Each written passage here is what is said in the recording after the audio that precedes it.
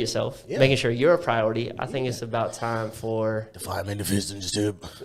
You know what time it is? Can I get that soundtrack? Like, can I get just a deep bassy Sean? Yeah, the 5-minute fitness tip. We back with it. Oh, that's it now. Yeah, but this week's 5-minute fitness tip is definitely something that I neglect and I should be doing a lot more of, and it is stretching. Definitely need a stretch because one, stretching leads to injury prevention, essentially. Like you're stretching for injury prevention. And or performance. Enhancement. Right, exactly, because there's multiple types of stretching. There's dynamic stretching, there's static stretching, and then there's another active stretching, right? Oh, yeah. There's one more type of stretching. But, yeah, static stretching is obviously you're sitting there, you're just holding for a extended period of time, like 20 to 30 to a minute. And then there's dynamic stretching, which is like you doing different, like, modalities of stretching for like performance exercises. To simplify it for everybody, so when you were in gym class, you probably had a coach, a PE teacher, and they're like, bend over, touch your toes, hold it for 12, 30 seconds. That's your static stretch.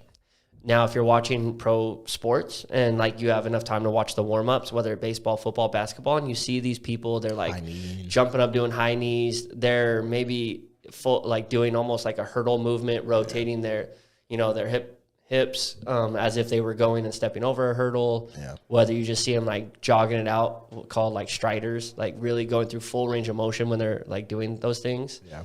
That's more of a dynamic stretch. So static stretch is you're elongating the muscle fiber for an extended period of time, allowing like blood flow to enter that area, but also like taking it through a range of motion that it's not usually in. Whereas a dynamic stretch is you're taking this muscle from like shortened range of motion to an end range of motion, but you're not holding it there. You're more of priming that muscle group is what I would say. To get ready to like go perform like a running back position or some shit like that. Like, can you explain to them like when you would be stretching? Yeah. Like so when the best time is to stretch? So typically, depending on if I'm talking to somebody who's working out or an athlete, I would like to do my dynamic stretching as a warm up before my exercise routine. So I'm getting it ready. Whereas a static stretch, which most people traditionally do still before workout, I would recommend doing that after the exercise to start that recovery process. So if you think of your muscle as like a rubber band, if like I was taking it and I was stretching it out. Like stretched out crazy. And I'm just holding it there. So now you kind of start to see the rubber band fibers. You're seeing it like, oh, this might snap soon. But now imagine that. And then now you're going to go put that muscle under like load and more stress. Or if I was playing a sport, like to your point, now I'm like, if I'm a running back, I have to change positions super quick. And I didn't maybe prime the muscle group. So that's where I would want to do the dynamic stretching.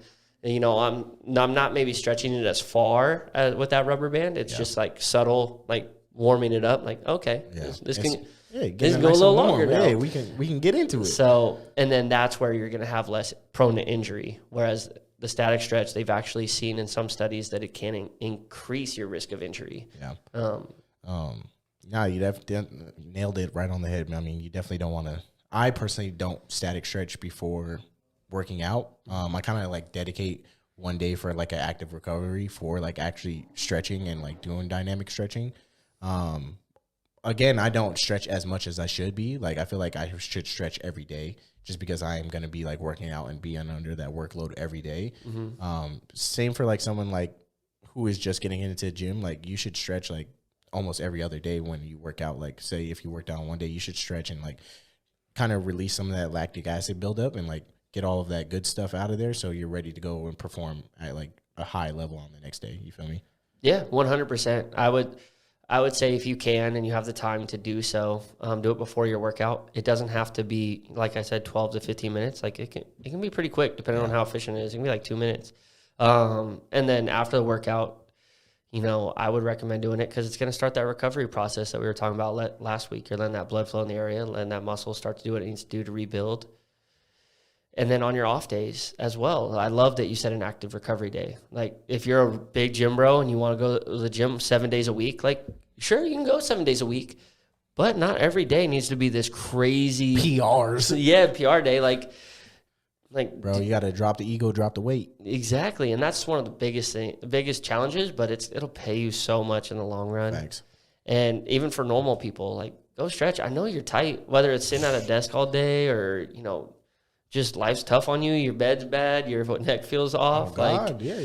Just normal day activities. You still got to stretch. stretch. You're creating muscular imbalances by the stuff that you just do normally. Like you're driving on one hand every day like this in the car. Like that. Little do you know you're creating muscular imbalances because like you're getting into a habit where your arm is just constantly up here driving and pumped up in this other arm, and you're leaning to the side like your obliques are on the left side are a little light and contracted versus the other side are elongated. So go out there and stretch and make sure you got a nice proportionate body and get rid of some of those muscular imbalances. Well, I mean, that's not gonna. Yeah, and nobody wants That's not going to help it immediately, but yeah. Yeah, and, you know, this is coming from two guys who have had injuries. Facts. You know, Sean tore his pec, bench pressing a ton of weight. I tore my ACL opening up while playing football. And it was like, was I stretching enough at that time? No. Was I maybe doing enough functional training at that time? Probably not either. Nope.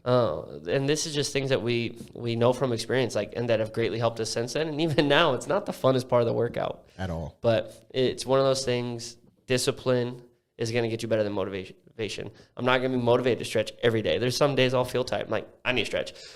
But I would probably not even get to that moment if I did the 2 to 3 minutes every day. Thanks. But honestly, yeah. I mean, you just got to get out there and execute at the end of the day. Go out there and stretch. That's the common theme today. Feel me? Go execute. So, yeah, that's what we're going to wrap it up with that. That was a great fitness tip. You got anything to add? Get out the rut, execute. And apparently Sean thinks Chris Paul's a bum. He is a bum. So there you go. Hey, get out there and execute. And you know, hustle is the only controllable pillar of success. And what is success to you? You got to figure that out. And stay tuned to the next episode and like and subscribe and follow and give us a little shout out. Damn it. You know what it is. You can find us on Instagram, TikTok, Apple Podcasts, Spotify, YouTube. I mean, at your mama's house. Like, nah, I'm Oh, playing. hey, yo. Nah, I'm playing. Hey, yo. Cut that out.